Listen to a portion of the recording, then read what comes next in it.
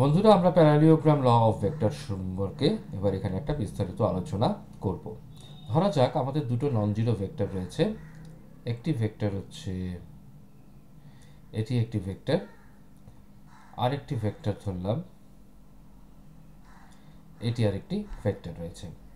ঠিক আছে, সেই ভেক্টরটা ধরা যাক এটা হচ্ছে তার অরিজিন ও, এখান থেকে এটি আসছে এ এবং এখান থেকে এই বিষয়টি আসছে হচ্ছে বি।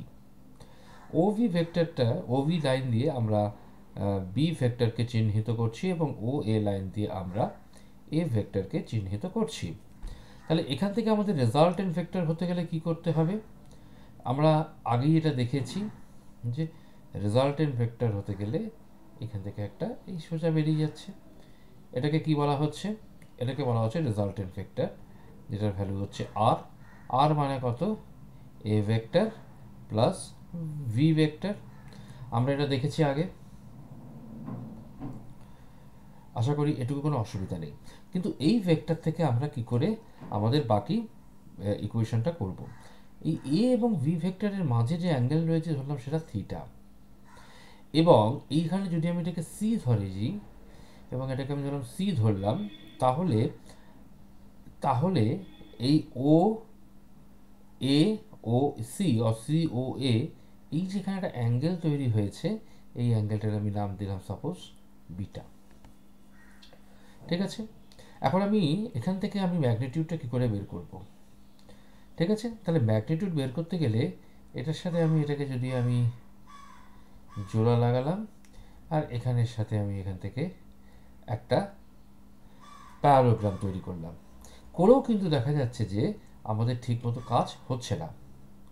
ঠিক আছে, এইবার এটা যদি এ ভেক্টর হয়, that is also a vector, এটা বি ভেক্টর হলে এটাও বি ভেক্টর, কারণ আয়তক্ষেত্রের অপোজিট সাইডটা সবসময় সমান হয়। তাহলে এখান থেকে এবার এখানে একটা আমি লম্ব অঙ্কন করলাম।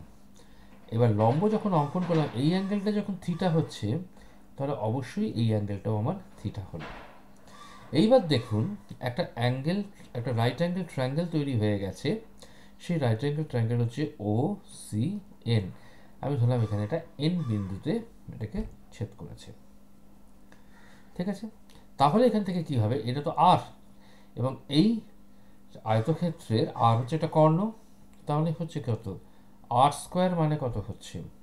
আর স্কোয়ার মানে হচ্ছে O N square plus C N square. তাহলে ও এন স্কোয়ার মানে কত? তাহলে এই জায়গাতে যদি আমি এ রাখি, এই এটাকে ছেড়ে দিলাম, এই এ, তার মানে হচ্ছে কত? ও A plus A N whole square plus হচ্ছে এখানে সি এন স্কোয়ার। ক্লিয়ার? এইবার ও এ মানে কত? ও এ মানেই হচ্ছে এ, ভ্যালু তার এ, প্লাস এ এন মানে কত হচ্ছে? B cos theta, B cos theta তার হোল স্কোয়ার। বাকিটা কিন্তু সম্পূর্ণরূপে আমরা একই পেয়ে যাচ্ছি। এখানে কত আসছে? B sine theta. তার মানে এখানে কত আসছে? A square plus two A B cos theta plus B square cos square theta plus B square sine square theta. ঠিক আছে, তাহলে এই বি স্কোয়ারটা যখন কমন নিলাম, তাহলে cos square theta plus sine square theta চলে আসছে। A square plus B square plus two A B cos theta, এই হয়ে গেল। তার মানে এখান থেকে আমার আর এর ভ্যালুটা কত দাঁড়াচ্ছে? এসে আর এর ভ্যালু দাঁড়াচ্ছে root over A square plus B square plus two A B cos theta. আমার এই আসছে। তাহলে এর একটা ম্যাগনিটিউড ভ্যালু আমি পেয়ে গেলাম। ইট ইজ ক্লিয়ার। তাহলে এর যদি আমি এবার ম্যাগনিটিউড ভ্যালুর জায়গাতে ধরা যাক আমি এর ডাইরেকশনটা নেব। How to find out the direction? দিয়ে ডাইরেকশনটা করতে গেলে কি করতে হবে? ডাইরেকশন করতে গেলে একটা ত্রিভুজ হতে হবে। এখানে ত্রিভুজটা হচ্ছে ও সি এন, তার অ্যাঙ্গেল হচ্ছে এখানে কত আসছে? বিটা। তার মানে ট্যান বিটা মানে কত হচ্ছে? লম্ব বাই ভূমি, তার মানে কত হচ্ছে? সিএন আপন ও এন। সিএন এর ভ্যালুটা কত আছে?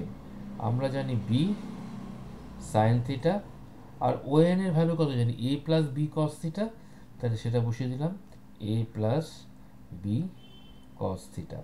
তাহলে এটাই হয়ে গেল কিসের, তার ডাইরেকশনের ভ্যালু। আশা করি এইটুকুর মধ্যে কোনো অসুবিধা নেই। ক্লিয়ার? তাহলে what is the basic difference, তাহলে দাঁড়ালো কোথায়? তাহলে বেসিক ডিফারেন্স দেখালো ট্রায়াঙ্গেল লয়ের ক্ষেত্রে কি হচ্ছে, এই একইভাবে এটাই মুভ করছে এইদিকে, রাইট? এটাকে আমাদের এইভাবে মুভ করছে, এই হচ্ছে অ্যাঙ্গেল থিটা। কিন্তু প্যারালোগ্রাম থিওরিতে কি হচ্ছে, এই আর এই। ক্লিয়ার? বাকি সব হচ্ছে এক। It is an B vector, that is A vector. এখানে এটা যদি এ ভেক্টর হয়ে থাকে, that is called B vector. Clear? Hope it is clear. এবার ধরা যাক একটা এ ভেক্টরের সাপোজ ভ্যালু দেওয়া হচ্ছে 4i মাইনাস 3j ক্যাপ, আর বি ভেক্টরের ভ্যালু ধরা হচ্ছে suppose 6i plus 8j cap.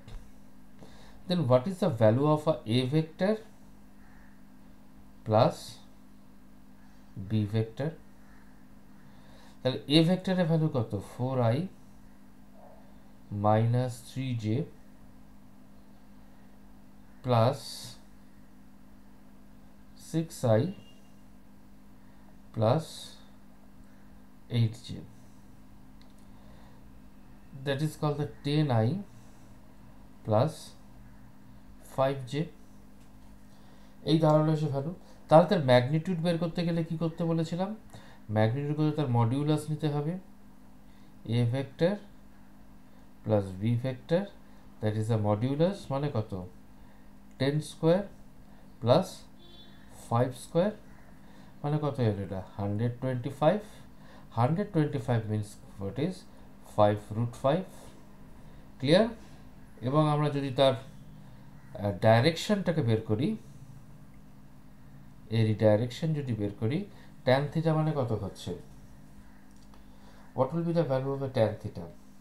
তাহলে একটা তো হচ্ছে this 5 and this 10 and this 5, this is base and this is perpendicular, that upon the 5 upon 10।